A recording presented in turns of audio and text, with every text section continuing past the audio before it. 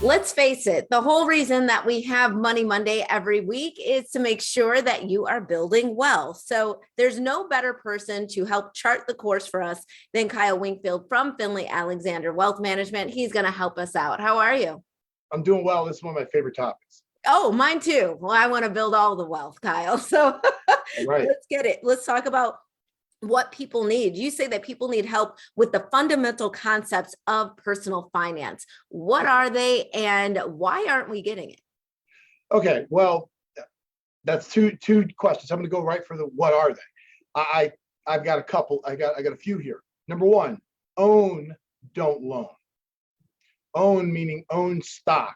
So let's think about it. The great companies, high value mainstream companies of the world. Why? Since we don't know specifically who they are, let's use the S&P 500, Standard & Poor's 500, as our proxy. We have no guide for the future. History is our only guide.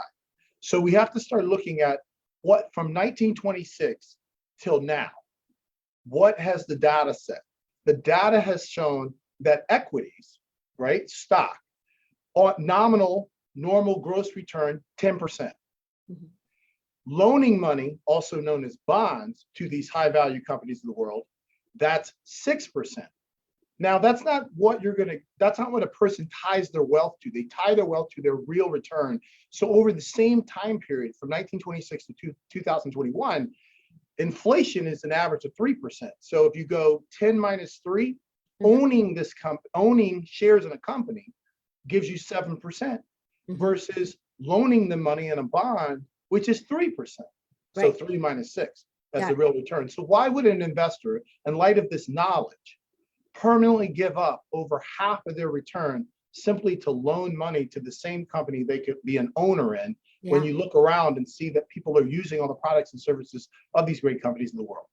You know, I hear this and I just keep thinking like, this is the type of thing that we should be learning early. And so you like practically speaking in school and what have you. So it's good to hear it now because it just makes a lot of sense. You break it down very clearly. So when we're speaking about building wealth, can you outline that plan of attack for us, the universal plan of attack? Yeah, so it's just these fundamental concepts. So own, don't loan, stay diversified, don't chase hot fads, don't panic out, maintain your faith, patience and discipline, and slow and steady wins the race. You do that, you have now inoculated yourself against financial bloggers, financial journalism, and all of the panic.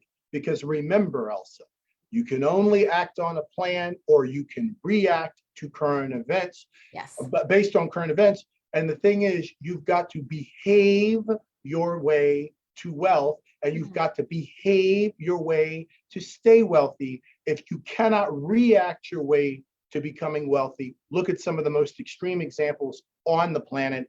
Elon Musk, Jeff Bezos, I promise you, they have a plan. In fact, when someone got on Twitter and said, oh, Elon Musk, his wealth is 300 billion, he could cure, eradicate poverty for the world. And he said in his tweet, give me the plan, I'll write the check. Most people heard, I'll write the check. Key phrase, give me the plan. Give me the plan, yes. Right? You don't get to where you want to be mistakenly. You get there intentionally. So you got to have a purpose-driven plan that is goal-focused, and then, and only then, Elsa, do we look at portfolios, do we look at strategies and products that will be in service of that overall purpose and help achieve with the highest probability those goals that you want. So that's my tip, that's my gift for everybody today. Follow that. Own, don't loan, stay diversified, don't chase hot fads, don't panic out, maintain your faith, patience and discipline, slow and steady wins the race. And watch this, the greatest risk to any financial plan isn't things outside of your control, it's you.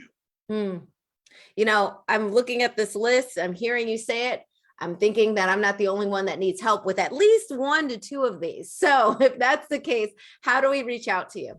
You can go to finleyalexander.com, and I got something really awesome that people might want to download and do themselves. It's called the Stay Retired Scorecard.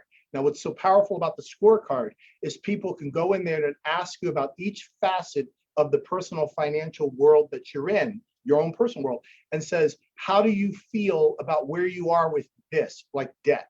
I'm a 3, but I'd like to be a 12. So now you get an opportunity to be candid with yourself, and then I'll receive the scorecard. And if you're open to it, we have a conversation about, why do you feel you're at a 3? What would it take to get you to where you want to be? And how do we get there one foot in front of the other? And many people will be surprised that it's not difficult. It's actually easier than you thought. And it changes the paradigm to where saving is no longer sacrificial, but you get excited to save money. You get excited to see things going on, and you stay positive. All right. Kyle Wingfield, thank you so much. We really appreciate you being with us. And we'll be right back with more Midday Maryland right after this. Stay tuned.